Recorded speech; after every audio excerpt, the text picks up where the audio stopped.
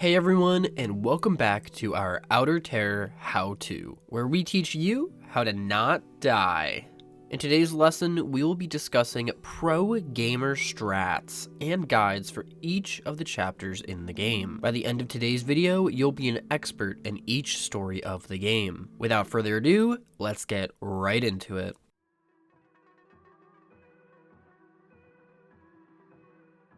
Outer Terror was built with arcade-styled mechanics, so in many instances, people might feel lost on objectives. Each intro cutscene before the chapter and each story beat in the chapter serve as the mission structure for each of the levels that you will play.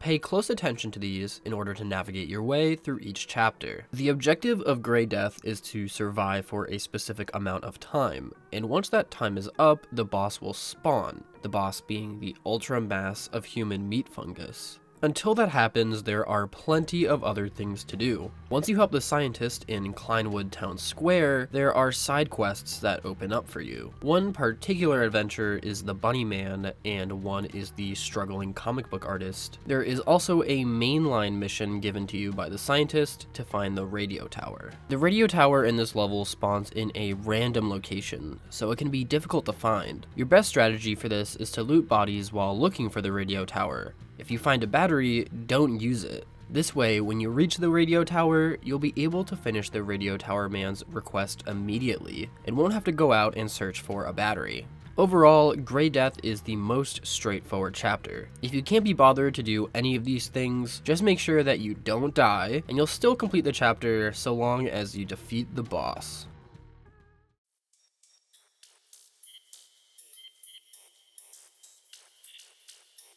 Kill Switch is one of the most difficult stories in the anthology. This chapter is about AI taking over the world, and a super server that has killed the rebel forces called the Red Bands. We learn in the intro cutscene that we need to find the EMP to shut down the super server. The first thing you should do is try to find the safe zone in Old City. We learn there that the EMP is down in the south end of the map. If you venture down there, you'll hear and see the wave pulse of the EMP.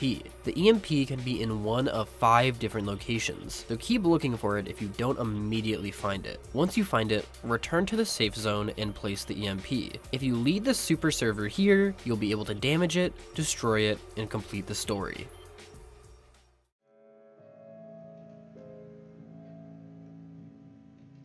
Other Side seems to be the level players have gravitated towards the most. In this chapter, you have to find Kaja's sister, Jaka. In order to do this, you'll have to find the obelisk in each maze area to continue. This chapter is the most straightforward of all of them, and can be used as a coin farm. We have had several streamers clear this with enough money to unlock 2 to 3 perks per session. Don't get greedy though, as you can lose a lot of money on death.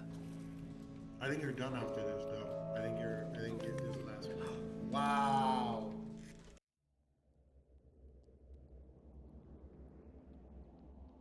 In Incident Report, you'll have to make your way through a grueling gauntlet of underground rooms filled with enemies. Your best strategy in making your way through this chapter is to invest in the stat boost upgrades, namely the armor and the energy drink. These will help you avoid enemies with ease, but if you do mess up, you'll be taking less damage. This chapter is the most movement dependent, which is why it's my personal favorite. Getting through this chapter without properly dashing will be close to impossible, so make sure that you're dashing. Dashing is especially important in the locked rooms and during the boss getaway.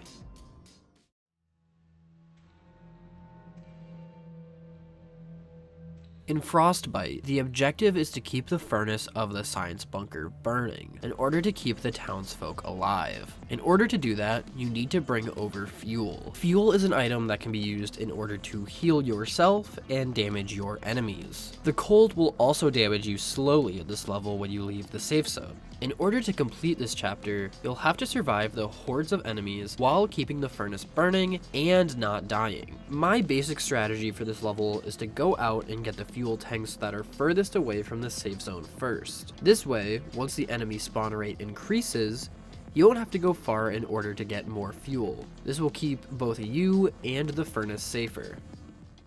And that's it for How To Part 8. You can purchase Outer Terror on VoxPop, Steam, Epic, and Itch using the links below.